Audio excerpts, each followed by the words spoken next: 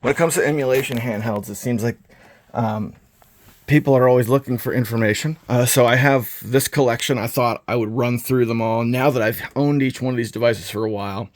Let's start with the Pow Kitty V90. This one was given to me by Hemrock. This retails for about $40. You can get it for less if it goes on sale. This has been my baby for the last week or so because I'm playing through Final Fantasy V. Not Final Fantasy V, excuse me. Wizardry 5. I've been playing through that again, and I've got a really great save file on here. Lower end device. Many people say Super Nintendo with no problems.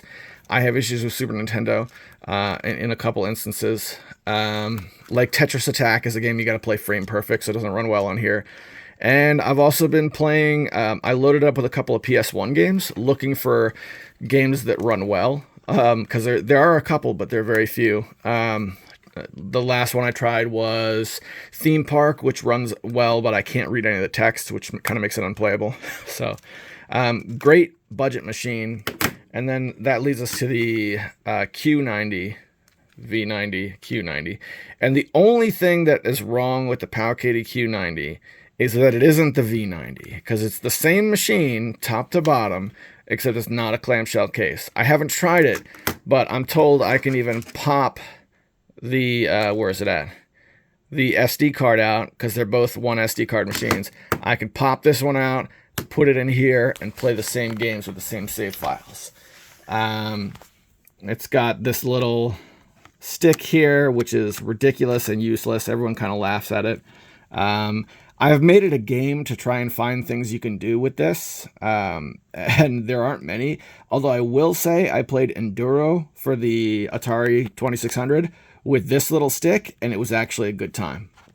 It's the only fun I've been able to have with it. Then we come to... This is a bit of a tricky one because they actually pulled the wool over my eyes. This is, so you can see that it doesn't say Anbernic on it. I thought this was Anbernic for quite a long time.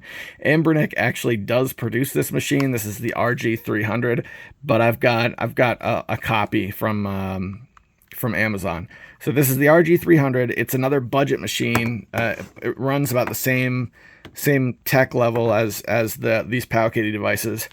Which would be 16-bit and below. Although I haven't tried any PS1 games. It might be the same way where there's like a couple of early PS1 games that'll play, but mostly I just like the I just like the form factor. For for this, I'm usually playing Genesis and whatnot. This is my go-to machine for original Game Boy, which I really like. So this machine I've been playing through Zelda Link's Awakening, which has been really great. One problem with this machine is that if you try and load ROMs on it by direct connecting it to your computer, it does work, but it crashes a lot. So the SD card is actually underneath the battery. So you'd have to pull the battery out and put the SD card in that way, and that's how you'd load ROMs. I ordered a second one of these because this retails for about $50, $60 or so, and it goes on sale frequently. I saw one on sale on Amazon for $20 with an extra $5 for shipping, so $25, and I ordered it, and lo and behold, it didn't show up, and I got a refund. So if you don't own a handheld and you're looking for low end, this is really not a bad way to go. The screen looks really good. Screen looks really good on this machine, actually. Then we come to, I think the first one I ever got by 24 hours. This was the very first one, the Anbernic, I always forget the number, 280V. Yeah, 280V. And the very next day I got the V90 from Hemrock. This one, I think I have a bad operating system loaded on this because I traded out the operating system. You can see it runs two SD cards, one for the games, one for the OS. I traded out the operating system for a custom one, and the compatibility went way down. Like certain PS1 games are not playing on this that I know should, that were playing on the stock operating system. A good example is Dragon Warrior 7 for the PS1. That was like the vision game for this, the game that I saw myself playing on it, and it doesn't run. So I have to reflash the OS, and I've been playing other things. So I've been putting that aside. Before we do this one, I'll include this. This is the Thumby. which I got as kind of a meme. It retails for $30, and I think they sold it for 20 or 25 on Black Friday. And I did not expect this to be something I would play very often, and it isn't. But I will say it is so small that, check this out. This is a little zip case I have for earphones because I don't like Bluetooth earphones, so I carry this everywhere. And this little Thumby fits right in there. So I actually always have that Thumby. So more than once I've pulled it out to play video poker and the little rogue game that's on it. So there it is. That's Thumby. I don't regret buying it, but I can't recommend it as an actual system.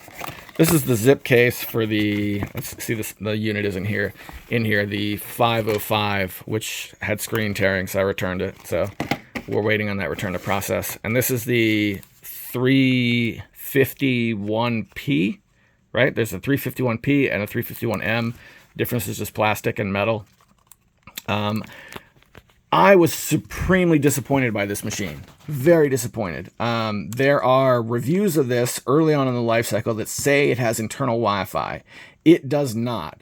Those reviews weren't wrong because it did have that when it was first released, but later they took it out. So if you want to do Wi-Fi, you got to put in one of these guys, right? These little adapters. You put it in the top, and then you put the Wi-Fi dongle in.